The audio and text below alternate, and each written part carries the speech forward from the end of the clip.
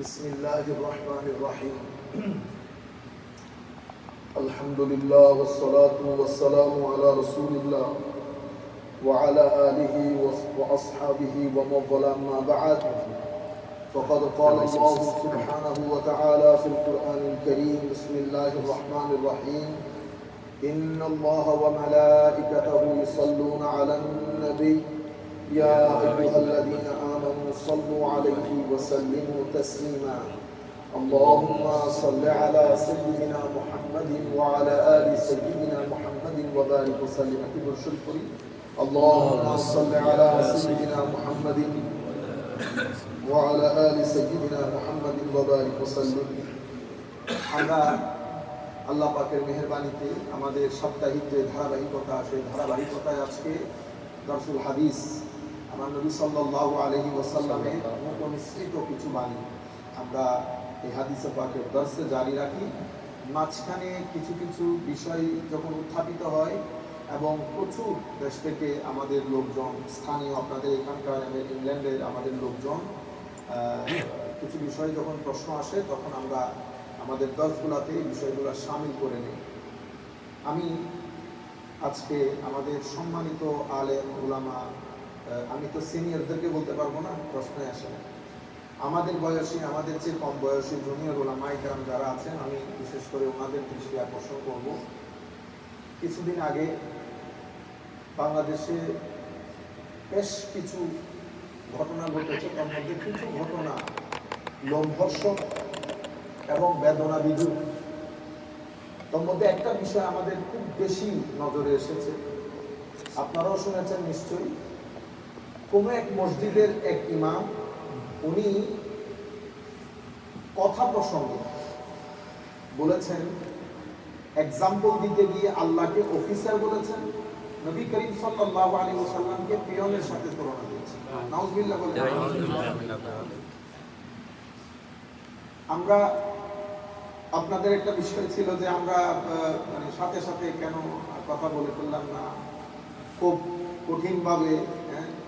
আমাদের একটা সিস্টেম আমরা অ্যাপ্লাই করি, একটা নিয়মে চলি। যে কোনো একটা ঘটনা ঘটলে আমরা একটু অবজার্ভ করার চেষ্টা করি, এক পিস জানার চেষ্টা করি।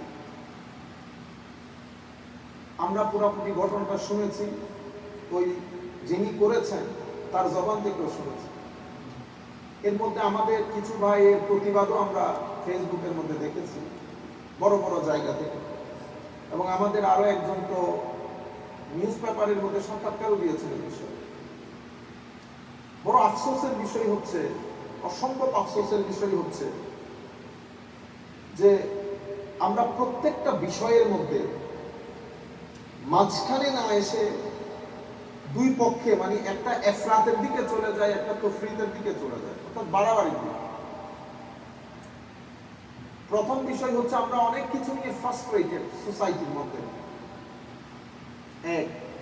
দ্বিতীয় বিষয় হচ্ছে আমরা কোনো কিছুকে এলমি মূল্যায়ন করা বা ওইটাকে প্রপারলি ডিল করা, এই বিষয়গুলো তো আমাদের আসে না।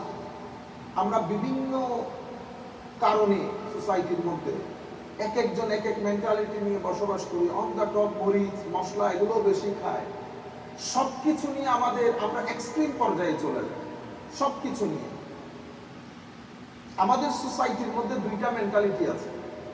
প্রথমে আমরা এটা বুঝি, এবং যারা ফেসবুকের মধ্যে 2-3 লাইনের বা 1 লাইনের আপনারা পোস্ট করেছেন যে কবে আমরা মানুষ হব।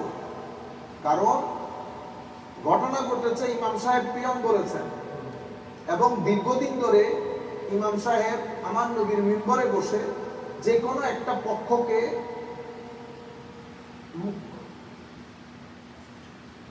পক্ষের কথা বলতে গিয়ে বা ওনাদের মতামতকে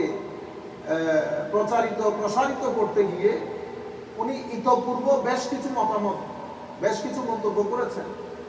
ফাইনালি এই মন্তব্যটা ছিল, এটার উপর ভিত্তি করে মসজিদের মুসল্লিদের মধ্যে একজন, খুব সাদা মাটা একজন, এখানে কোপানোর ঘটনা ঘটেছে।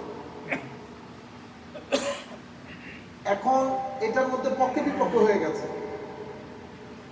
আমরা কেউ বলছি গুস্তাখে রাসূল বস মেরে ফেলা দরকার, আর কেউ বলছেন না মানে ওনার এই পিয়ন শব্দ বা প্রফেসর এই কথাগুলো ওনারা কনসিডারেশনে আনতেছেন না। ওনারা ফুল ফোকাস করতেছেন মানে কোপানো হয়েছে। আমি বলতেছি কোপানোটা ভুল ছিল। কোপানোটা আমরা কেউ নিজেরা আইন হাতে তুলে নিতে পারবো না। আর যিনি এই জবানটা ইউজ করেছেন এটা হচ্ছে একটা নির্দিষ্ট জবানের ধারাবাহিকতা, নির্দিষ্ট জবানের ধারাবাহিকতা। এই জবান প্রথম শুরু হয়েছে জুলফাইসার আত-তামিমিকে দিয়ে। আমি ইতোপূর্ব এই বিষয়টা আপনাদেরকে বিস্তারিত বলেছি, আমি চাচ্ছি না যে বারবার জিনিসগুলো রিপিট হোক। আফসোসের বিষয় এই জবানটা, এই যে একটা জবান, এই যে কোনো শব্দ চয়ন নবীর শানে, এটা শুরু হয়েছে জুলফাইসার আত-তামিমি। যে ব্যক্তি আমার নবী সাল্লাল্লাহু আলাইহি ওয়াসাল্লামকে ইয়া মুহাম্মদ বলে সম্বোধন করে বলেছিলেন, আপনার এই বন্টন প্রক্রিয়া সুন্দর যথাযথ হয় নাই। নাউযুবিল্লাহি মিন যালিক। এখান থেকে এই জবান শুরু। এই জবানটা পরবর্তীতে উসমানে গনি রাদিয়াল্লাহু তাআলা আনহুর জমানায় এই জবানটা পলিটিক্যালি নিজেদেরকে ঐক্যবদ্ধ করতে শুরু করে। এবং এই জবানের যারা হামি, যারা এই জবানের মালিক, এই জবান যারা ইউজ করে, তারা সবাই মিলে উসমানে গনি রাদিয়াল্লাহু তাআলা আনহুর সময়কালে পলিটিক্যাল একটা ঐক্য ফ্রন্ট গড়ে তোলে। এবং এটার উপর ভিত্তি করে এই জবানের যারা হামি, যারা রক্ষা করে, এই জবানের লোকের উপর ভিত্তি করে ফারুক আযম রাদিয়াল্লাহু তাআলা আনহুর শাহাদাত হয়েছে, হযরত উসমানে গনির শাহাদাত হয়েছে। এবং উসমানে গনির সময়কালে এদেরকে উসমানিয়ুন বলা হতো। উসমানিয়ুন অরিজিনালি খারিজি, কিন্তু এদেরকে উসমানিয়ুন বলা হতো। হযরত আলী কাররামাল্লাহু ওয়াজহাহুল কারীমের সময়ে এরা পলিটিক্যালি শুধু অর্গানাইজ হয় না, এরা হারুরা নামক একটা জায়গায় নিজেদের আলাদা ওটাকে দখল করে ওখান থেকে ফারুক আযম রাদিয়াল্লাহু তাআলা আনহু, হযরত আলী কাররামাল্লাহু ওয়াজহাহুল কারীমের যে সেই খিলাফা, এটার উপর আক্রমণ করতে শুরু করে। এবং কি পরিমাণ অরাজকতা তারা করেছে এটা ইতিহাস জানে। আপনারা বুখারী শরীফ, মুসলিম শরীফ পড়লেই পাবেন, কিতাবুল খাওয়ারিজ অধ্যায়। এই জবানটার কথা বলতেছি আমি। এই জবানটার মাধ্যমে 61 হিজরিতে ইমামে হুসাইন রাদিয়াল্লাহু তাআলা আনহুর বিরুদ্ধে যারা দাঁড়িয়েছে, ইয়াজিদ সহ, মালউন সহ, এটা ওই জবানের হামি।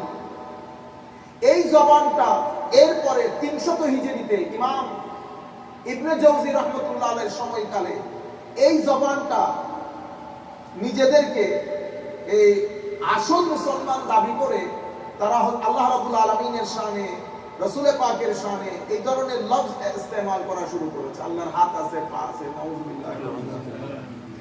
এই জবানটা শেখ ইবনে তাইমিয়ার হাত ধরে পরবর্তীতে সৌদি আরব হয়ে ওয়াহাবি মুভমেন্ট গায়ে নিয়ে এই মুভমেন্টটা, এই জবানটা এখন আমাদের দেশে বিস্তৃত।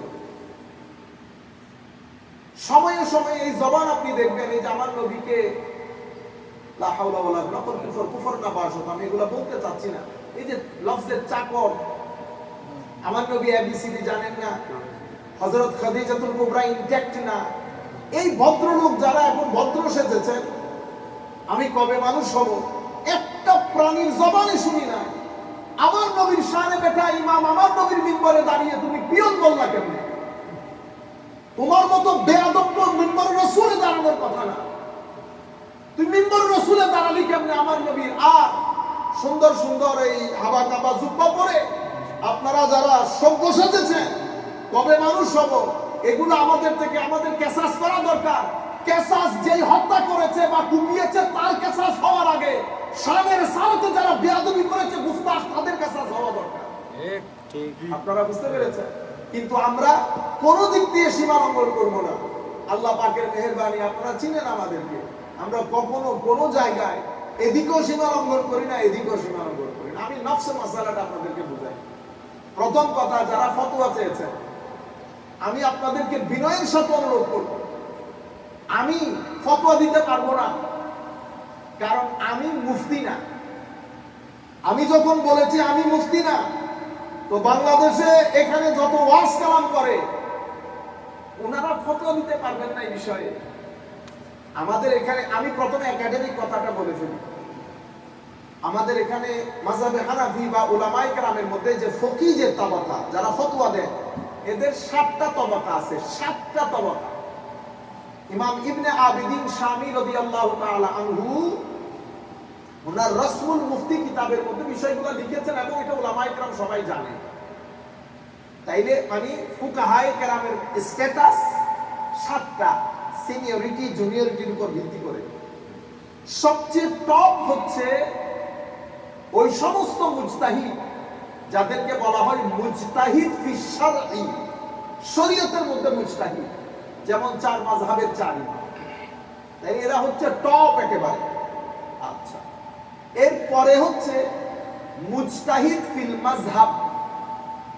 মুজতাহিদ ফিল মাযহাব কারা? যেমন আমাদের হানাফি মাযহাবের মধ্যে ইমাম আবু ইউসুফ, ইমাম মুহাম্মদ, ইমাম জুফর, ওনারা হচ্ছেন মুজতাহিদ ফিল মাযহাব, দ্বিতীয় তবকার মুফতি। তৃতীয় তবকার মুফতিকে বলে মুজতাহিদ ফিল মাসাইল।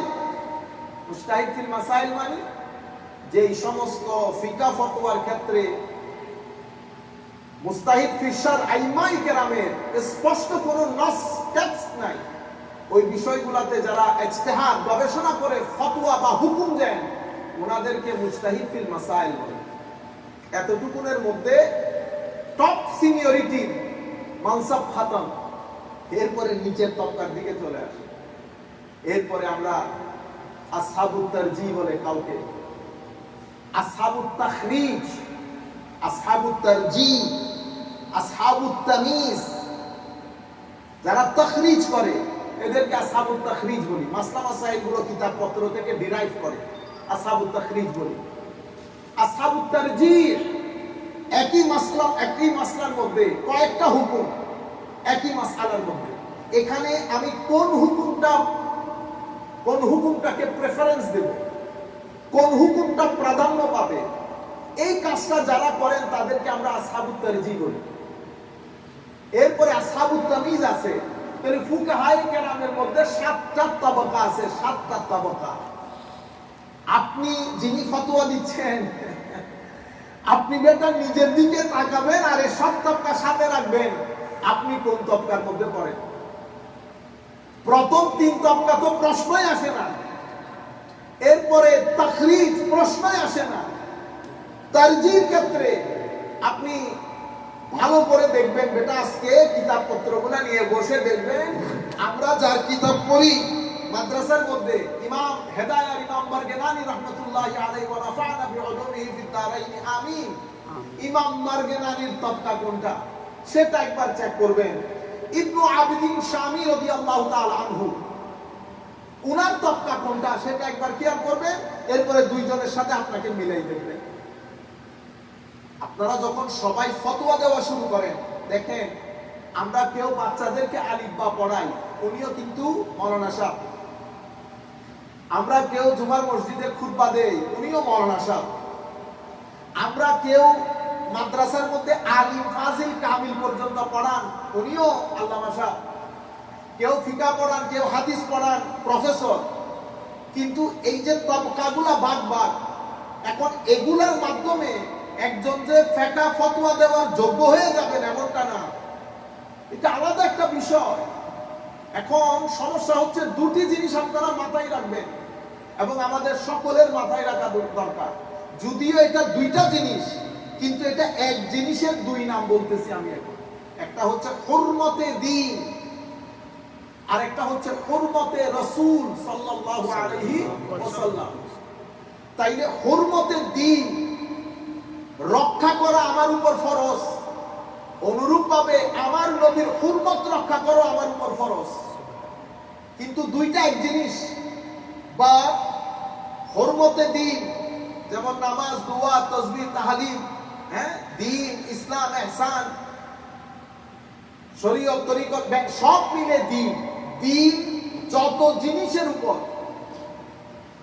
দ্বীন যত জিনিসকে ইনক্লুড করে সবকিছু মিলিয়ে দ্বীন। দ্বীনের হুরমত আমি রক্ষা করতে হবে। আমি কি দ্বীনের হুরমত রক্ষা করছি?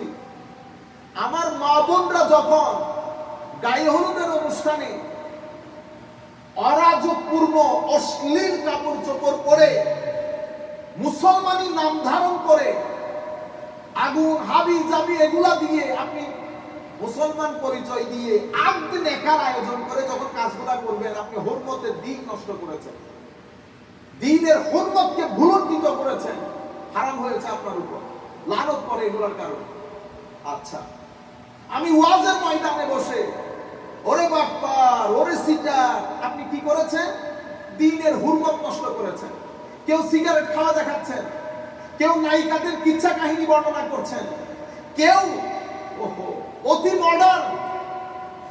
মডার্ন ইংরেজি বাদে কথা বলেন না উনি, ভাবখানা এমন যেন অক্সফোর্ড থেকে নেমে এসেছে, উনি আবার রবীন্দ্রসঙ্গীত পরিবেশন করেন, কেউ আধুনিক সঙ্গীত পরিবেশন করেন। এগুলা করে আমার নবীর রেখে যাওয়া দ্বীনের হুরমত ভুলণ্ঠিত করেছেন।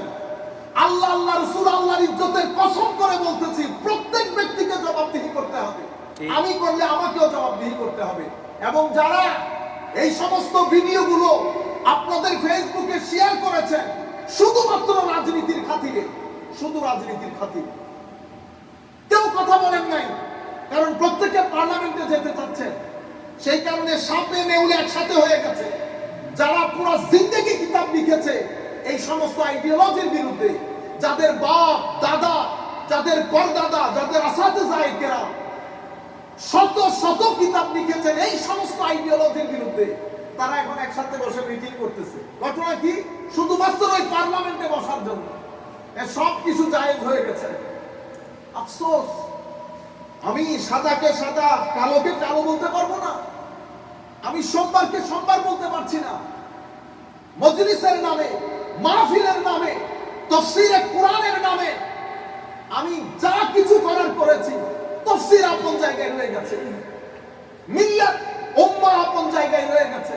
আমার নির্দিষ্ট একটা টার্গেট বাস্তবায়নের জন্য শুধুমাত্র কোরআনকে ঢাল হিসেবে ব্যবহার করে আপনারা কেউ 10-12 জন মিলে প্রশ্ন তৈরি করেন, সেই প্রশ্নগুলো উত্তর সহ লিখে সাইডকে দান করেন, সাইড ঘুমটা টুমটা দিয়ে এসে ভিডিও করেন, এরপর এগুলা প্রচার করেন। উদ্দেশ্য কি? যে কোনো মূল্যে বাংলাদেশের রন্ধ্রে রন্ধ্রে আমার আইডিওলজি যেন ঢুকে যায়।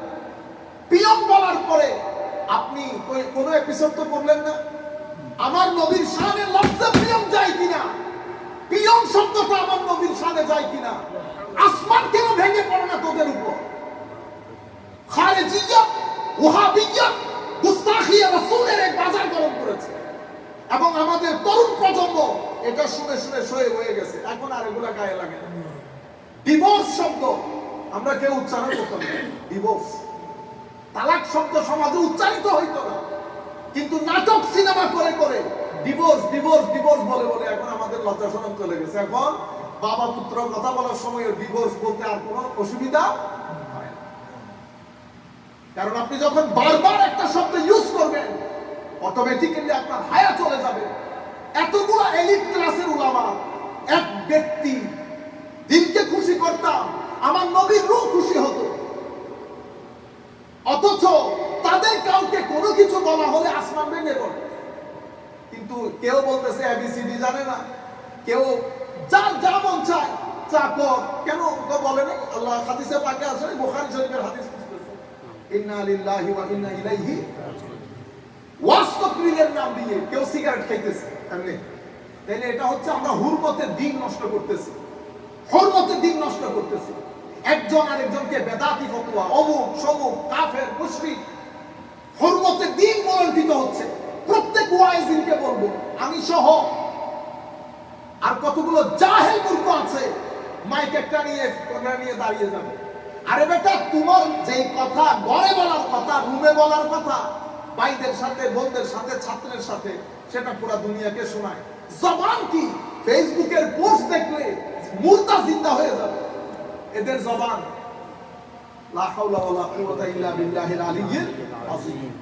তাকরীরের ময়দান, ওয়াজের ময়দানে হুজুর ওয়াজ করতেছে, উনি অমুক জায়গায় খেলছে, উনি অক্সফোর্ডে পড়াইছে, উনি অমুক ওই আমেরিকার ব্রিজে 53,000-54,000 স্ক্রু ড্রাইভার লাগছে, তো ওয়াজ।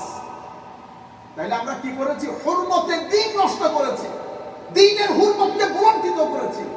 দ্বীনের হুরমত যখন নষ্ট হয় সমাজের মধ্যে এইটিজম বেড়ে যায়। এইটিজম মানে সেকুলারিজম বলেন, ধর্ম বিমুখতা এটা বেড়ে যায়। এবং আমাদের দেশে তরুণ প্রজন্ম, কারণ আপনাকে বুঝতে হবে আমি কোন সোসাইটিতে বসবাস করছি। আমি যে সোসাইটিতে বসবাস করছি সেটা দিনী সোসাইটি না। আমাদের সোসাইটিতে তো দিন যেতে যেতে যেতে আমাদের ছেলেরা, মুরব্বীরাও জানে না জানাজা যে ইমামের পিছনে পড়তে হবে। জানাজা ইমামের, এই যে পরশু জানাজা পড়ছি না, পরশু তো আমাদের এক চাচা, উনি ওনার সন্তান সহ আরো আমার থেকে বোধহয় আরো আধা হাত আগে দাঁড়াইছেন। একটা দায়িত্ব বেহাজাল। আমি আপনাদেরকে আমি দোষারোপ করতেছি না, সমালোচনাও করতেছি না। না জানাটা দোষের না, শিখতে না চাওয়াটা দোষের। তাইলে আমি আপনাদেরকে জানাই দিতে চাচ্ছি লেভেল অফ ইগনোরেন্স। আমেরিকার মতো দেশে ইগনোরেন্সের দিন সম্পর্কে জানার কমতিটা কতটুকু নেমে এসেছে।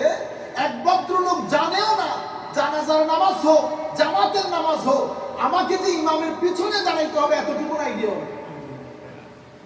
আমরা ইমানের প্রিন্সিপাল জানি না, দ্বীনের পিলার জানি না, আমরা ওযু জানি না, আমরা সূরা ফাতিহা সুন্দর করে পড়তে জানি না।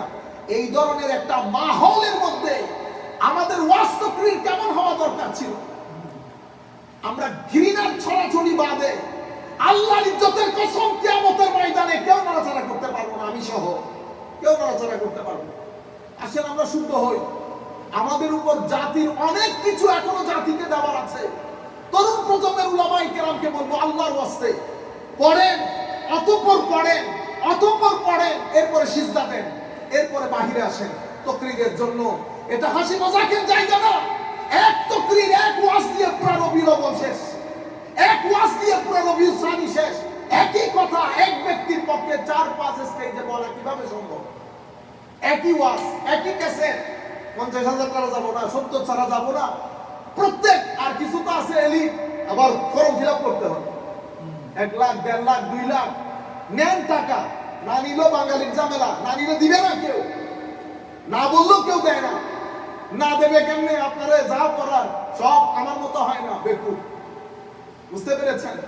আমি আপনাদেরকে যেটা বলতে চাচ্ছি, আল্লাহর ওয়াস্তে পড়েন। আপনাদের কারণে আপনারা সার্ভেগুলো পড়েন, সার্ভে বলতেছে উলামায়ে কেরামের রং প্রেজেন্টেশনের কারণে, উলামায়ে কেরামের অদ্ভুত কথাবার্তার কারণে অসংখ্য বাংলাদেশি যুবক দিন ছেড়ে চলে যাচ্ছে। কলেজ ইউনিভার্সিটিতে যারা পড়ে, English literature, economics, physics, chemistry, maths যারা পড়তেছে, হয় এই এক্সট্রিমের দিকে চলে যাচ্ছে অথবা ওই এক্সট্রিমের দিকে চলে যাচ্ছে। দ্বীনের হুরমত নষ্ট করতেছি আমরা, এটা একটা বিষয়। এরপরে হুরমতের নামুসের সালত, আমার নবীর হুরমত নষ্ট করা।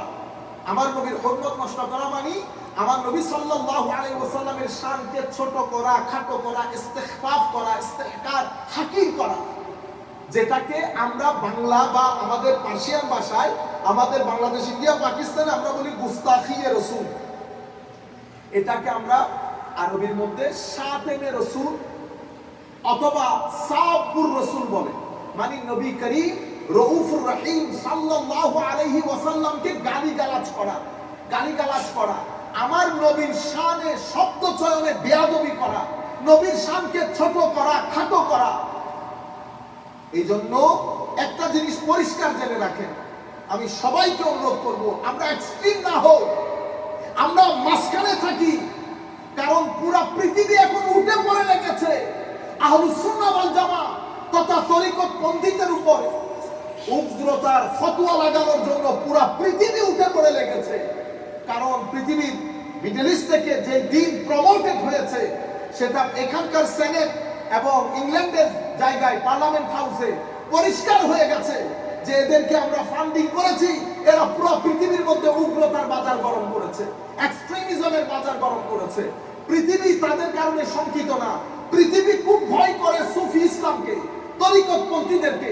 কারণ এদের ভদ্রতা, এদের আখলাক, এদের তাকওয়া, এদের পরহেজগারি, এদের নূর, এটার মাধ্যমে মানুষ ইমপ্রেসড হয়। ফিলাডেলফিয়ার বাবা ওয়াহিউদ্দিন রাহমাতুল্লাহ আলাইহি তার উৎকৃষ্ট প্রমাণ। আমরা অনেকে অনেক সংগঠন করেছি, হাজার মানুষের মাজমা করি, লাখো মসজিদ করেছি, কিন্তু আমরা এক বাবা ওয়াহিউদ্দিনের 1000 গুণের এক ভাগও আমরা সবাই মিলে করতে পারি নাই। তরিকতপন্থীদের মাধ্যমে পুরো পৃথিবীতে সেভাবে ইসলাম প্রচার হয়েছে।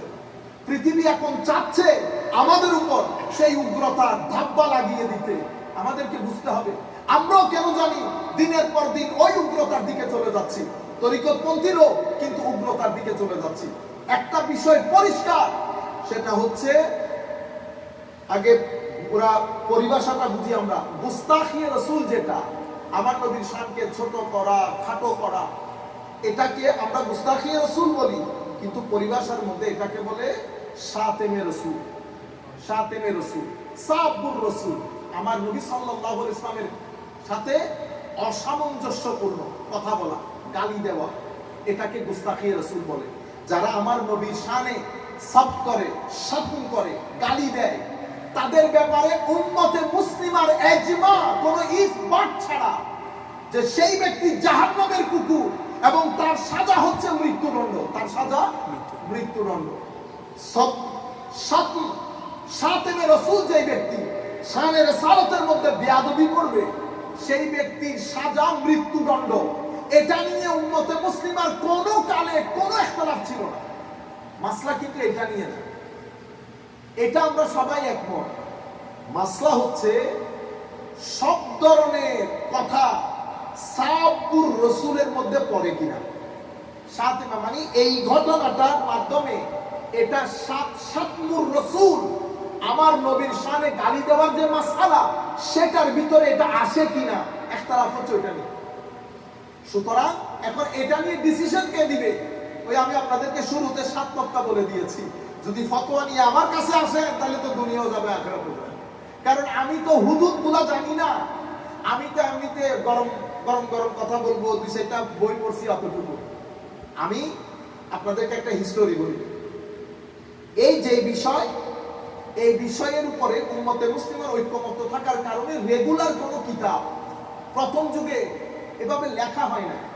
এই বিষয়ের উপর প্রথম শরহ বাস, যেটা আমি আমাদের উস্তাদের কাছ থেকে শুনেছি, সেটা আপনাদের কাছে প্রচার করছি। শরহ বাস ডিটেইল আলাপ করেছেন, এবং এই বিষয়ের মধ্যে ওনাকে আপনারা চ্যাম্পিয়ন বলতে পারেন, পায়োনিয়ার। পরবর্তীতে যারা এই বিষয়ে কিতাব লিখেছে, এই কিতাবের উপর ভর করে লিখেছে, সেটা হচ্ছে বিশ্ব বরেণ্য ইমাম কাজী আয়াস রাহমাতুল্লাহি আলাইহি ওয়া নাফা'না বিউলুমিহি ফিদ দারাইন আমিন। ওনার কিতাব আশ-শিফা, এই শিফা কিতাবের মধ্যে ইসাদম, এটার ভিতরে উনি 2টি অধ্যায়ের মধ্যে কয়েকটা ফসল এনে উনি একেবারে ডিটেইলি বর্ণনা করেছেন এই সাবজেক্টের উপর, মালিকি মাযহাবের।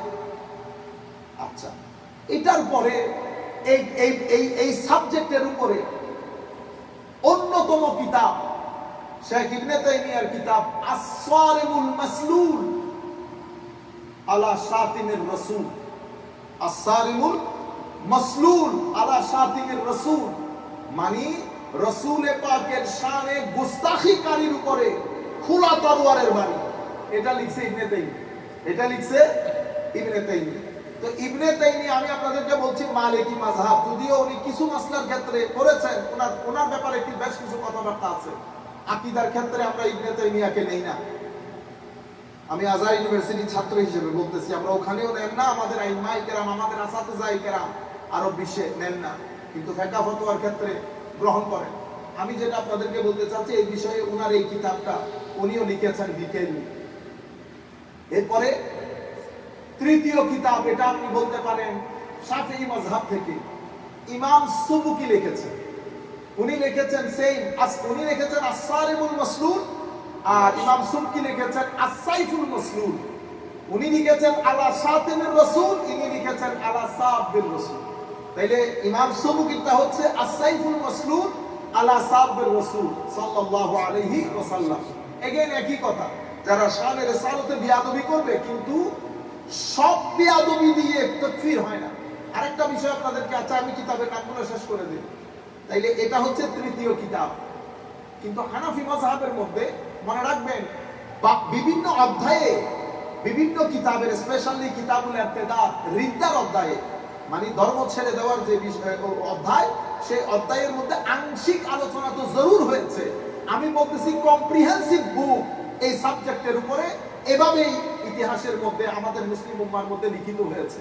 হানাফি মাযহাবের মধ্যে বিভিন্ন চ্যাপ্টারের মধ্যে স্পেশালি কিতাবুর রিতা, কারণ এটার মাধ্যমে যেহেতু ধর্মদ্রোহী হয়ে যায় সেই কারণে সাবজেক্টটা ইবতিদাদের মধ্যে চলে এসেছে।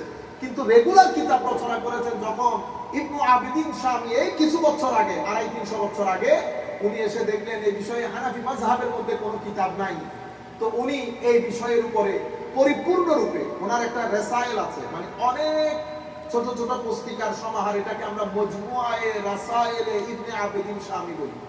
এই মজমুআয়ে রাসায়েলে ইবনে আবিদিন শামীর 15তম রিসালা, এই 15তম রিসালার মধ্যে উনি লিখেছেন তানবীহুল গুলাব ওয়াল হুকাম, তানবীহুল গুলাব ওয়াল হুকাম আলা আহকামে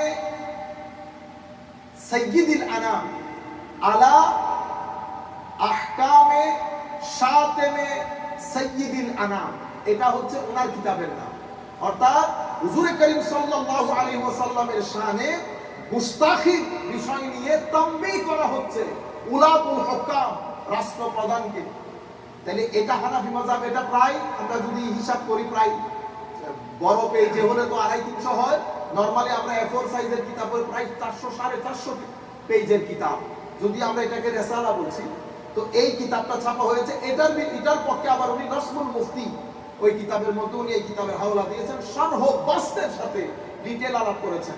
তাইলে এখানে এত কথা কিসের? আপনি তো বলেছেন, হয়তো বলতে পারেন যে গুস্তাখে রাসূলের সাজাত মৃত্যুদণ্ড, এটা নিয়ে কোনো ইখতিলাফ নাই, তাইলে এত কিতাব না। এখানে কিছু মাসলা নিয়ে ইখতিলাফ হয়েছে। যেমন মহিলা যদি এই গুস্তাখি করে, প্রথমে কোন কোন লফজ দিয়ে কোন কোন শব্দ আল্লাহ রাসূলের শানে ব্যবহার করলে গুস্তাখি হবে, শব্দ শাতমুর রাসূল হবে, এটা নিয়ে দীর্ঘ আলাপ হয়েছে। আমি আবারও বলছি উলামায়ে কেরামকে ধৈর্য সহকারে, মরিচ কম খাবেন, আমরা মরিচ কম খাই।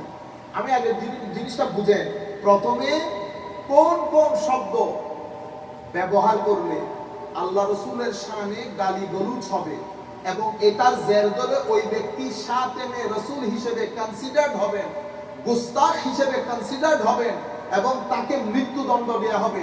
এই শব্দগুলা নিয়ে, শব্দগুলা 2-3 ধরনের, কিছু শব্দ নিয়ে কোনো ইখতিলাফ নাই। এই সব এটা এভাবে বললে মৃত্যুদণ্ড। মৃত্যুদণ্ড কে দিবেন? আমি তো আর মুফতি না, কিন্তু আমি এতটুকু আপনাদেরকে বলতে পারি, এখানে সাধারণ মানুষ এই আইন হাতে তুলতে পারবে না। এটা পরিপূর্ণরূপে রাষ্ট্রের কাছে চলে যাবে। যে কোনো ভাবে আমরা রাষ্ট্রকে ইনভলভ করতে হবে, সেটা প্রটেস্টের মাধ্যমে হোক, সেটা যে কোনো ভাবে হোক, মুভমেন্ট চালানোর মাধ্যমেই হোক। আর রাষ্ট্রকেও কিছুদিনের মাথায় আনতে হবে। এত বাজা গরুর মতো হইলে হবে না। রাষ্ট্র শুধু আমেরিকা ইংল্যান্ড চিন্তা করলে হবে না। আমাদের আসল কাবা হেরেমে পাকের মধ্যে, দিনের কাবা মদিনা শরীফের মধ্যে যদি মুসলমান হয়ে থাকেন, এই বিষয়গুলো আপনাদেরকে চিন্তা করা দরকার। রাষ্ট্রের মধ্যে আইন করে এই জিনিসগুলো বন্ধ করেন যদি সোসাইটির মধ্যে বরকত চান। আর আফসোসের বিষয় হচ্ছে সাধারণ মানুষ ব্যবহার করবে দূরের কথা, এই সমস্ত মৌলবীদের কারণে সমাজের মধ্যে টিকা যাচ্ছে না। এক এক সময় এক এক লফজ শানের সালাতের মধ্যে ইউজ করে, সাহাবায়ে কেরামের শানে, আলে রাসূলের শানে ব্যবহার করে সোসাইটির মধ্যে গরম বাজার তৈরি করে। বাইরে আল্লাহ পাক জানে কে প্রত্যেকে কিভাবে এই বিষয়গুলো হ্যান্ডেল করে। সুতরাং আমরা জিনিসগুলা বুঝি। কিছু শব্দ, প্রথমে তো আমাদের এখানে 4টা বিষয়, একটা হচ্ছে কুফর, একটা হচ্ছে দালাল, পথভ্রষ্টতা, তাকফীর, তাদলিল, তাবদীর, তাফসীর। মানে এই শব্দের ব্যবহারে কুফর হয়।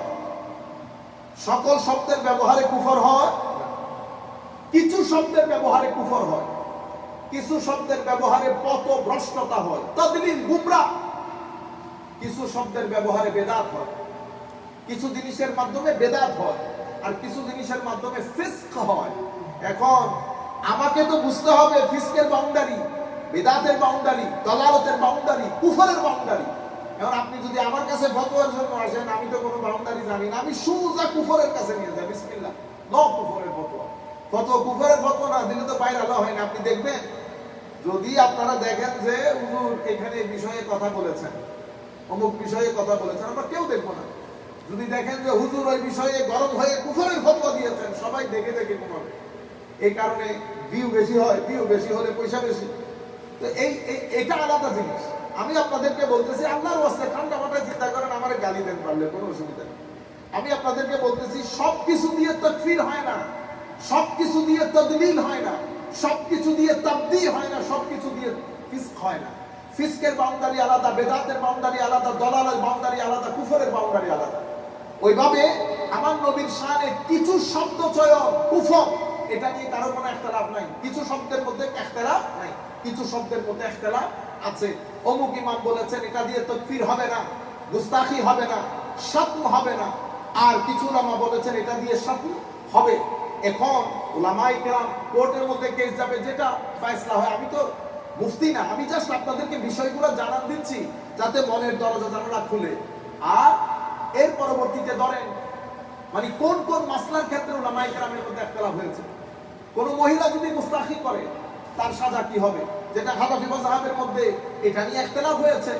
যদি নন মুসলিম, খ্রিস্টান, ইহুদ, হিন্দু যদি গুস্তাখি রাসূল করে, তাইলে তার সাজার ক্ষেত্রে তাকে কি মৃত্যুদণ্ড দেব, বা তাকে কি আমরা তওবার সুযোগ দিতে হবে? তওবার সুযোগ দিলে কখন দিবে, এটা নিয়ে উলামায়ে কেরাম, আমি ওই ইখতিলাফের ভিতরে ঢুকতেছি না, এটা উলামায়ে কেরাম ডিল করবে। আমি শুধু আপনাদেরকে একটু একটু জানালা খুলে একটু দেখাইতেছি যে এখানে একটা বড় সমুদ্র রয়ে গেছে। সুতরাং আমরা সবাই জবান না খুলি। আপনারা ফেসবুকের মধ্যে দিচ্ছেন, পৃথিবী দেখছে, তরুণ প্রজন্ম দেখছে। সুতরাং হোশ রেখে সামনের দিকে অগ্রসর হই। আমি আমাদের মতো করে চেষ্টা করেছি বিষয়গুলো সম্পর্কে মোটামুটি আপনাদেরকে একটু জানান দিতে। এখন আমি কনক্লুডিং রিমার্কসটা দেই। কনক্লুডিং রিমার্কসে বলবো, সম্মানিত ভাইরা, এই যে নবী করিম সাল্লাল্লাহু আলাইহি ওয়াসাল্লামের শানে প্রিয় যে ব্যক্তি বলেছেন তওবা করা বাদে সেই ব্যক্তির পিছনে নামাজ জায়েজ হবে না, সেই ব্যক্তির পিছনে জুমা জামাত জায়েজ হবে না, সে আমার নবীর শানে আমি তাকফীর করেছে। এটা উলামায়ে কেরাম দেখবেন, ওনারা কিতাব খুলবেন, যারা আলা হযরত আজিমুল বরকত রাহমাতুল্লাহ আলাইহি ফিকহ ফতোয়ার কিতাব আছে, উলামায়ে কেরাম দেখবেন এটার মাধ্যমে তাকফীর হয়েছে কিনা, এটার মাধ্যমে তাকফীর হলে তাকে গুস্তাখে রাসূল বলা যাবে কিনা, এটা উলামায়ে কেরাম দেখবেন। কিন্তু কিন্তু বেয়াদবি তো হয়েছে, পথভ্রষ্টতা হয়েছে। আপনারা যখন এই ফালতু লফজগুলো আমার নবীর শানে ব্যবহার করবেন, 3 দিন পরে তরুণ প্রজন্মের অন্তর থেকে খৌফ ও খশিয়ত খতম হয়ে যাবে। এরপরে তো তারা আমার নবীকে বড় ভাই ছোট ভাই কত কিছু বলবে। নবী দুশে গুণে মানুষ, নবী আমার মতো মানুষ, নবী নবী নবী রাখাল। এই কথাগুলো কেন এসেছে? কারণ আপনাদের মধ্য থেকে কিছু লোক, আপনাদের মুরব্বীরা এই কিছু শব্দ ব্যবহার করে এই দরজা উন্মোচন করে শানের সালাতে বিয়াদবির বাজার উন্মোচন করে দিয়েছে। সেই কারণে আপনাদের ছাত্ররা, সেই কারণে আপনাদের মতাবলম্বীরা যা মন চাই নবীর শানে কথা বলে। নবীর শানে এই সমস্ত বিয়াদবি করলে আমার গায়েও লাগতেছে না। কেন? কারণ শুনতে শুনতে অভ্যস্ত হয়ে গেছে। এমনিতে আপনি ব্লগারের বিরুদ্ধে বের হলে, ব্লগারের বিরুদ্ধে একসাথে আসেন, অ্যাকশন অ্যাকশন ডাইরেক্ট অ্যাকশন, আর কত করবেন রাজনীতি। ব্লগার বলতেছে বেটা আমার বিরুদ্ধে যে বের হলি, ইতোপূর্বে তোমাদের মুরব্বীরা যে শানের সালাতে বিয়াদবি করেছে এটার ব্যাপারে তোমাদের অভিমত কি? আপনারা বুঝতে পেরেছেন, ব্লগারের বিরুদ্ধে একসাথে হয়ে গেল। কিন্তু ইতোপূর্বে তো এক ভদ্রলোক বলেছে যে নামাজের মধ্যে রাসূল পাকের স্মরণ আসা গাদা ঘোড়ার স্মরণের মতো। লা হাওলা ওয়ালা কুওয়াতা ইল্লা বিল্লাহ। এবং ব্লগাররা বলতেছে আমার বিরুদ্ধে যে কথা বলতেছেন, তো এটার কি জবাব দিবেন? আপনারা বুঝতে পেরেছেন? সুতরাং যেখান থেকে বসে শুনতেছেন, শানে রিসালাতে শব্দ চয়নে সর্বোচ্চ সতর্কতা অবলম্বন করবেন। কারণ আমার আল্লাহর স্পষ্ট ঘোষণা, ইয়া আইয়ুহাল্লাযীনা আমানু লা তারফাউ আসওয়াতাকুম ফাওকা সাওতিন নবী। হে মানুষ, হে মুমিন, আমার নবী ঈমানদারদেরকে আদব শিক্ষা দিচ্ছেন, তোমরা আমার নবীর আওয়াজের উঁচা যায় এই আওয়াজে আমার নবীর সামনে কথা বলবা না। ওয়ালা তাজহারু লাহু বিল কাওলি কাজাহরি বা'দিকুম লিবা'দিন আন তাহবাতা আমালুকুম ওয়া আনতুম লা তাশকুরুন।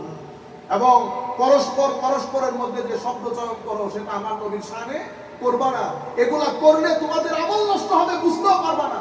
সেই কারণে আপনি এই ইমাম এই হাদিস সে আবার যখন ইন্টারভিউ দিচ্ছে, সেই ইন্টারভিউর মধ্যে তখনও সে বলতেছে পিওর। কারণ আমার আল্লাহ বলতেছে ওয়া আনতুম লা তাশকুরুন, তুই এই সমস্ত শব্দ মানে তোর আমল যে নষ্ট হয়ে গেছে সেটা তুই টেরও পাবি না। সেজন্য গুস্তাখে রাসূলের তওবা হয় না, তওবা নসিব। আমার আল্লাহ কোরআনে পাকের মধ্যে বলেছেন ইয়া আইয়ুহাল্লাযীনা আমানু, এখানে কাফেরদেরকে বলে নাই, মুসলমানদেরকে ডেকে ডেকে বলতেছে লা তাকুলু রায়না, খবরদার আমার নবীর শানে রায়না বলবি না। ওয়া কুল উনজুরনা, প্রয়োজন পড়লে উনজুরনা বলবি, রায়না বলবি না। ইয়া আইয়ুহাল্লাযীনা আমানু লা তাকুলু রায়না ওয়া কুল উনজুরনা ওয়াসমাউ ওয়া লিল কাফিরিনা আযাবুন আলীম। আমার আল্লাহ বলতেছেন ইন্নাল্লাযীনা ইউযুনাল্লাহা ওয়া রাসূলাহু লা'নাহুমুল্লাহু ফিদ দুনিয়া ওয়াল আখিরাহ, যারা আল্লাহ আল্লাহর রাসূলকে কষ্ট দেয় তাদের উপর আল্লাহর লানত দুনিয়া আখিরাতের মধ্যে। তাইলে আপনি ইমামুল মুরসালিন নবী, ইমামুল মুরসালিন, সাধারণ মানুষের মধ্যে তবকা আছে, তবকা করতে করতে সুপার লেভেলের হচ্ছে আম্বিয়ায়ে কেরাম, আপনি তাদের হচ্ছে টু স্পেশাল, আপনি তাদের ত্রিসীমানা তো দূরের কথা, তাদের সীমানা কোত্থেকে শুরু হয় সে তো আমরা জানি না। এতটুকু ফজিলত আল্লাহ নবীদেরকে দান করেছেন। সে আম্বিয়ায়ে কেরামের মধ্যে খাস তবকার কিছু নবী আছে, তিলকা রাসূল ফাদ্দালনা বা'দাহুম আলা বা'দ মিনহুম মান কাল্লামা আল্লাহ ওয়া রাফা'a বা'দাহুম দারাজাত। আমার আল্লাহ নিজে বলছেন তিলকা রাসূল ফাদ্দালনা বা'দাহুম আলা বা'দ, এদের মধ্যে আমি কাউকে কারো উপর ফজিলত দান করেছি, তোর মধ্যে কেউ আমার সাথে কথা বলেছে। এই সমস্ত ফজিলতকে ভেদ করে সর্বোচ্চ সীমায় যিনি দিয়েছেন ওনার নাম ইমামুল মুরসালিন নবী মুহাম্মদুর রাসূলুল্লাহ সাল্লাল্লাহু আলাইহি ওয়াসাল্লাম, যাকে আল্লাহ ইয়াসিন বলেন, তাহা বলেন, মুজাম্মিল বলেন, মুদ্দাসসির বলেন, নাম ধরেন না, ইয়া আইয়ুহান নবী বলেন। আর 1400 বছর পরে এসে ফারুক আজম থাকলে তোমাকে ওই স্টেজের মধ্যে খতম করে দিত। তুমি আমার নবীর শানে তুমি एग्जांपल খুঁজে পাইলে না। ভিতরে যখন শানের সালতের ক্ষেত্রে হেট্রেড থাকে, বক্স থাকে, তখন এই জবান দিয়ে লফজগুলো বের হয়। আপনারা বলেন না কোজ স্লিপ অফ টাং হয়েছে। আজকে সাইকোলজি বুঝে একজন ডাক্তারের কাছে যাবেন, জিজ্ঞেস করবেন হুজুর স্যার স্লিপ অফ টাং কখন হয়, কেন হয়? তো উনি কি বলবেন আপনাকে জানেন? উনি বলবেন ব্যাক অফ মাইন্ডের মধ্যে যেটা প্রিজার্ভ করা থাকে সেটা স্লিপ অফ টাং হয়ে জবান দিয়ে বের হয়। তুই ব্যাক অফ মাইন্ডের মধ্যে বিয়াদবি রাখলি কেন? বাবাকে বলতে পারে কেউ যদি বাবারে বাবা পিয়ন হলেও তো পিয়ন বলা বিয়াদবি। মা, আমার মা যদি কারো ঘরে কাজ করে সে বলতে পারবে আমার মারে চাকরানি, তুই বলতে পারবি চাকরানি, তুই বললে তোরে বিয়াদব বলা হবে। আর বিয়াদবের সাজা আল্লাহ জাহান্নামের মধ্যে রেখেছে। মনে রাখবেন, মার সাথে বিয়াদবি করলে বিয়াদব, রাসূলে পাকের সাথে বিয়াদবি করলে কাফের।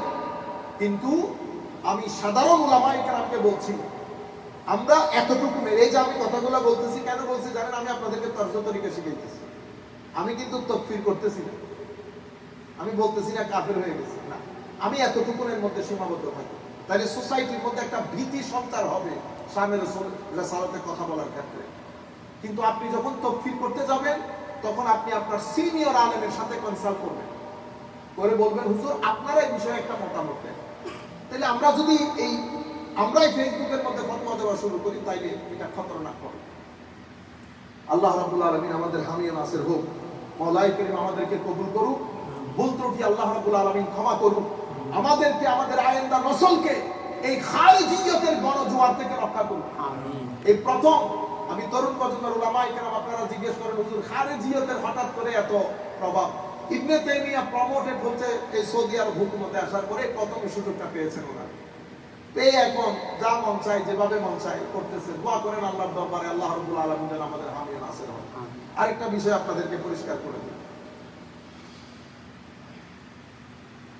আমাদেরকে যখন ফর এক্সাম্পল আমাকে যদি এখানে কেউ এসে জিজ্ঞেস করে কোন নন মুসলিম যে আপনি কি মুসলমান, তা আমি কি বলবো? আমি আই এম এ মুসলিম, এটাই তো বলবো। নাকি বলবেন আই এম এ সুন্নি? সুন্নি বললে এর বুঝাইতে পারবেন আপনি সুন্নি? হ্যাঁ, আপনি পুরা জিন্দেগি যদি বুঝান এর আপনি সুন্নি বুঝাইতে পারবেন। এর জন্য হচ্ছে আমি আই এম এ মুসলিম। আপনারা যদি জিগায় ওয়ার আর ইউ ফ্রম, আপনি কি বলেন? ফ্রম সিলেট। ফ্রম বাংলাদেশ বলবেন। সিলেট বললে বুঝবে। এবার আপনি বুঝান হলে সিলেট কি জিনিস? হ্যাঁ, না আমি ফ্রম বাংলাদেশ। এরপর আমার মুসলিম ভাই যদি জিজ্ঞেস করে যে ভাই জানেন এই মসজিদটা কাদের মসজিদ, তা আপনি কি শিয়াদের মসজিদ বলবেন, মুসলমানদের মসজিদ বলবেন? এখন আপনি যতই নিজের বাড়ি বলেন যে আমি আসলে নিউট্রাল, আপনি কি নিউট্রাল? আপনি আমাদের আবার কেউ কেউ বলবেন এটা মুসলমানদের মসজিদ, বুঝছেন না? কিন্তু ভিতরে উনি আমাকে আবার মুসলমান মনে করতেছেন। উনি মনে করতেছেন উনি ঠিক, আমি বেদাতি, কিন্তু বাইরে দেখাবে উনি বহুত বড় মানে তৌহিদ পন্থী। ঘটনা সেরকম না, যেটা খোলা হয়েছে সেটা খোলা হয়েছে। আপনার বাড়ির নাম কি? আমার বাড়ির নাম আজিম বাড়ি, বা আপনার বাড়ির নাম চৌধুরী বাড়ি, বা ঠিক আছে আপনি যতই ডাকতে চান এটা তো ঢাকা যায়, ঠিক আছে? তাহলে আমি বলবো এটা সুন্নি মসজিদ, এটা সুন্নি মসজিদ। এই আইডেন্টিটিটা ইমামে আজম আবু হানিফা রাদিয়াল্লাহু তাআলা আনহুর সময়কাল থেকে উম্মতে মুসলিমার মেইন স্ট্রিমের নাম দেওয়া হয়েছে আহলুস সুন্নাহ ওয়াল জামাআহ। এটা আমাদের আইডেন্টিটি, এটা আমাদের আইডেন্টিটি। আমরা যেন এই আইডেন্টিটির বাইরে না যাই। এখন আপনার যদি এই আইডেন্টিটির সাথে ভিতরে কোনো কিছু থাকে তো বুঝতে হবে যে আপনার লাইন আপ খারিজিয়তের সাথে। কারণ এই আইডেন্টিটিকে সমস্ত আইমায়ে কেরাম, আমি সকলের জন্য বলতেছি, আকল মন্দ্রা ইশারা ভাষা সকলের পরিচিতি আহলে সুন্নাত ওয়াল জামাআহ। মানে আমি যদি বলি না এটা থাকতে পারবে না, এটা থাকতে পারবে, এটা আহলে সুন্নাহ, এটা না, এটা না, না না। আপনারা বুঝতে পেরেছেন? এটা একটা বিষয়। আরেকটা বিষয় হচ্ছে, ধরেন আমাদের তো আসলে এরকম বয়স হয়নি। আপনারা আবার বলবেন হুজুর এমনিতে বলতেছেন বহুত বয়স না, বয়স এরকম হয়। এখানে ম্যাক্সিমাম লোক আমার চেয়ে অনেক বড়, ঠিক আছে, ওইটা আমি মেনে নিচ্ছি। ধরেন আমাদের একেবারে আমাদের একদম ছোট্ট আর কি, আমাদের আর কথা বলবো আমাদের ইয়া ভাইয়ের কথা বলি বা সালেক ভাই বলি। ধরেন উনি ইমাম, মসজিদের ইমাম। তো মসজিদের ইমাম ওনার ফজিলতের জন্য এটাই যথেষ্ট, ঠিক আছে। এখন আমি যদি আইসা ওনারে বলি যে কমিটি সাহেব কই, কমিটি সাহেব এখানে সামনে থেকে সবাইকে সরাই দেন, এখানে আমি বসবো, আমি বসলে কাউকে বসতে দিব না, আমাকে কি বলবেন আপনারা? আদবের সাথে একটা বে, আদবের সাথে আদবের আগে একটা বে লফজ এসে যাবে না, বুঝছেন না? সাথে আরেকটা শব্দ আসবে অ্যারোগেন্ট, বুঝছেন? কিছু পোস্টের ভিতরে সম্মান থাকে, কিছু পোস্টের ভিতরে সম্মান থাকে। এবং আপনি যখন আপনার মসজিদে অথবা আপনার ঘরে যেই কাজ করুন, আপনার অফিসে যেই কাজ করুন, তাদের মান সম্মান রক্ষা করা সেটা কিন্তু আপনার দায়িত্ব, সেটা আপনার দায়িত্ব। আপনার ফর এক্সাম্পল আপনার কাছে ট্রান্সপোর্ট বিজনেস আছে, আপনার 10 জন ড্রাইভার, 10 জন ড্রাইভার, তো 10 জন ড্রাইভারকে আপনি দাওয়াত করছেন আপনাদের বিয়েতে, সবাই আইসা খাইতেছে, এমনিতে আপনার ড্রাইভার আর কি।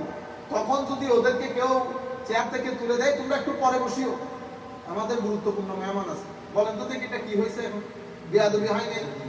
এখন তাদের আদব রক্ষা করা, তাদেরকে সম্মান করা, এটা ওই ঘরের যিনি মালিক, ব্যবসার যিনি মালিক, তার উপর আবশ্যকীয় কর্তব্য, কারণ মেহমান, বুঝতে পেরেছেন? সুতরাং যার আন্ডারে যারা আছে তাদের সম্মান ইজ্জত রক্ষা করা এটা ওই ব্যক্তির দায়িত্ব, নাম্বার 1। নাম্বার 2 হচ্ছে মসজিদ, ফর এক্সাম্পল বলতেছি, মসজিদের ইমাম সালেক ভাই ফর এক্সাম্পল, অথবা আমাদের মুসাদ্দিক। আমি যদি এখন এইজ ধরি, ঠিক আছে, তো মুসাদ্দিক অনেক ছোট, আমাদের কামরান ধরেন অনেক ছোট না, আর আমি যদি এই বলি কামরান দিকে, তুই এদিকে সুন্দর হলে এটা দিন না, কামরানের আমি যদি বলি আমার ছাত্র, তো ছাত্রদেরকে তো আমরা তুই বলি, এটা আলাদা জিনিস, কিন্তু এই একটা পোস্টে আছে, সেই পোস্ট অনেক সম্মানিত। পুলিশকে আপনি ভয় পাইতেছেন, পুলিশকে ভয় পান নাই তো, ড্রেসকে ভয় পাইছে। ওই ভদ্রলোকের ড্রেসটা খুলে একবার আসতে বলেন, সে ড্রেস খুলে ফেলার পরে তার ভিতর থেকে ওই রোগও চলে যায়, সেও তখন এমনি এমনি বলে। কিন্তু ড্রেস যখন পরে আর্মির ড্রেস, তখন ড্রেস তাকে অনেক কি করে, সাহস দেয়। সুতরাং পোস্টের একটা দাম আছে, ওই পোস্ট সম্মান করা এটা আমার নৈতিক দায়িত্ব। এখানে আপনি আমাদের একটা দেখারেন আছে, এটা ইমাম, এটা আমাদের সালেক ভাই খতিব বা অমুক সমুক, যেটা এটা দেখারেন। এরপরে যদি আপনি ক্যামব্রিজ থেকে অথবা আমেরিকান প্রেসিডেন্টও এখানে আসে, বুঝতে পেরেছেন? অথবা আমেরিকান প্রেসিডেন্ট আপনার বাসায় আসছে, আপনি আপনার বাপরে চেয়ার থেকে তুলে দিবেন, আপনার বাপরে বাবা উঠে উঠেন, আমেরিকান প্রেসিডেন্ট না, না আমেরিকা না, পুরা পৃথিবীর প্রেসিডেন্ট আসলো, বাবা বাবা, আপনি ব্যক্তি বাদ দিয়ে দেন, বাবা, এটা সম্মানের, এটার চেয়ার এটা আলাদা থাকতে হবে। আপনারা বুঝতে পেরেছেন? প্রত্যেক ব্যক্তি ওই পোস্ট অনুযায়ী একটা সম্মান থাকে, এটা আমাকে মেনটেন করতে হবে। আমাদের এখানে ঘটনা, ফর এক্সাম্পল মাদ্রাসা প্রিন্সিপাল, মাদ্রাসার চেয়ারম্যান সাহেব আসছে, সাথে মাদ্রাসা ইন্সপেক্টর আসছে। চেয়ারম্যান সাহেব প্রথমে ভিড়টা বলতে প্রিন্সিপাল সাহেব উঠেন, প্রিন্সিপাল সাহেব উঠেন, বুঝছেন? প্রিন্সিপাল বসতে পারবো না, ইন্সপেক্টর সাহেব যায়, বিয়াদবি করছে। সুতরাং আমরা প্রোটোকল অনুযায়ী প্রত্যেককে যার যার সম্মানটা দিয়ে দেব, প্রত্যেককে যার যার সম্মান দিয়ে দেব। আমাদের ফর এক্সাম্পল আমি বলি, আমার বয়স কম আর কি, কিন্তু আপনারা তো বলতেছেন খতিব, ঠিক না? তাহলে পোস্ট অনুযায়ী ধরেন এখানে যদি আপনি যাকে নিয়ে আসেন পোস্ট অনুযায়ী, বুঝতে পেরেছেন, মূল জায়গাটা কিন্তু আমার, আমি যাকে পারমিশন দিব সেই এখানে আসতে পারবে, বসতে পারবে। এটা রাজনৈতিক ভাবে হোক, ধর্মীয় ভাবে হোক, যে কোনো পর্যায়ে হোক। আপনি যখন ডেকারেন্টটা নষ্ট করে দিবেন তখন আমাদের মধ্যে ক্যাওসটা তৈরি হয়ে যাবে। আমাদের দলগুলাই, যে আমাদের বিভিন্ন দল আছে না, ভাঙন তৈরি হয় কেন? এটা আমার আখেরি পয়েন্ট। ভাঙন তৈরি হয় আমরা মানুষ হিসেবে হিংসুটে। হিংসা মানুষকে শুনতে দেয় না। হিংসা মানুষকে কি করে? শুনতে দেয় না। শুনিস না বেটা, তুই শোনো, তুই যদি শুনস, মাইনছে যদি দেখে, মাইনছে মনে করবে তোর সেল বড়, তুই শুনিস না। হিংসা শুনতে দেয় না। অহংকার বলতে দেয় না। অহংকার হওয়ার কারণে, না আপনি বলেন, আপনি বলবেন কেন, আপনি কি, আপনি আপনি আমার সঙ্গে কথা বলেন, তাইলে অহংকারে তারে বলতে দেয় না। হিংসা শুনতে দেয় না। লোভ, লোভে কি করে? কারণ যেই নেতার সিটের লোভ থাকে, এতে দৃষ্টি থাকে হয় চেয়ারের দিকে নয় পদের দিকে। তাইলে ও হইলো বস, লিডার, কিন্তু চেয়ারের দিকেও দৃষ্টি থাকে না, পদের দিকেও দৃষ্টি থাকে না। লিডারের দৃষ্টি থাকে কর্মীর দিকে, অর্গানাইজেশনের দিকে। এই যার দৃষ্টি অর্গানাইজেশন মুখী হয়, কর্মীমুখী হয়, যার ভিতরে হিংসা থাকে না, অহংকার থাকে না, সেই ব্যক্তি সারাদিন সারা জিন্দেগি দল করলো, দলের মধ্যে ভাঙন আসবে। আমাদের এখানে গ্রুপিং কখন হয়? গ্রুপিং হয় 10-12 দিন যাওয়ার পরে সে আর কারোর কথা বলতে চায় না, কথা শুনতেও চায় না। তো বলতে দিবেন না, শুনতে দিবেন না, তো এটা কি করবে? আমার ভিতরে ক্ষোভের তৈরি করবে। ক্ষোভ ক্ষোভ ক্ষোভ, এক সময় এই ক্ষোভটা ভাঙবে। ফাটার পরে কি হয়ে যায়? এক দল 3 দলে পরিণত হয়, এক দল 3 দলে পরিণত হয়। আল্লাহ রাব্বুল আলামিন আমাদের হামি ও নাসির হোক। মাওলাই কারীম আমাদেরকে এই ফিতনার যুগে এই ধরনের গুস্তাখিপূর্ণ কথাবার্তা এবং এই সমস্ত মানুষের সংসর্গ থেকে আল্লাহ আমাদেরকে রেহাই দান করুন। আলাইকুম মিনাল বালাগিল মুবিন। আসসালামু আলাইকুম ওয়া রাহমাতুল্লাহি তাআলা।